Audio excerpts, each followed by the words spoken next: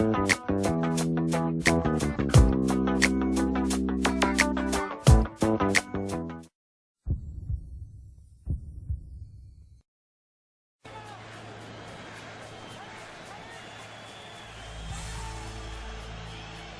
ser muy peligrosa. Ahí va Xavi Hernández, el de Terrassa. Posición ideal, puede marcar el Barça. Ahí va Xavi. Gala de concentración. La barrera a 9:15. Diego López expectante. Ahí va Xavi, lanzamiento.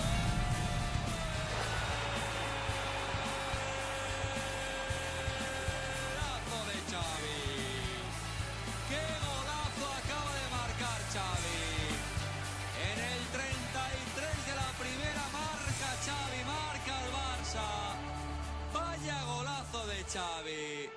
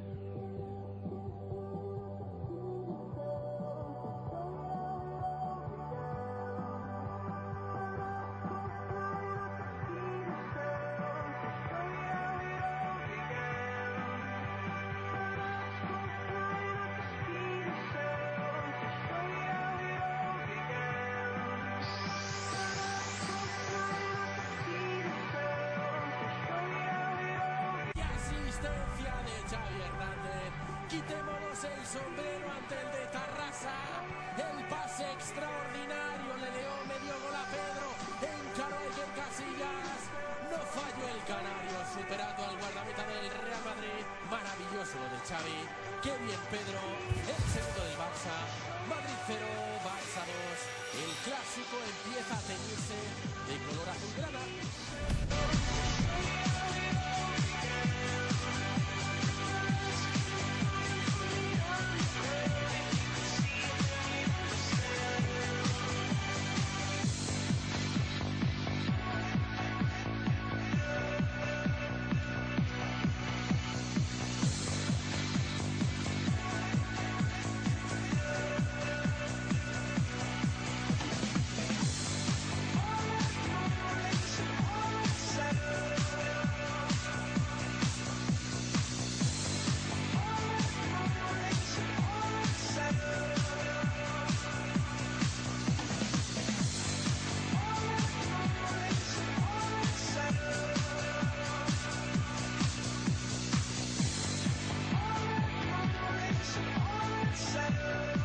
Piqué, juega Iniesta, se revuelve Iniesta y se la quita de encima finalmente la presión que bien tocó con la escuela Xavi, sale a la contra de Barcelona.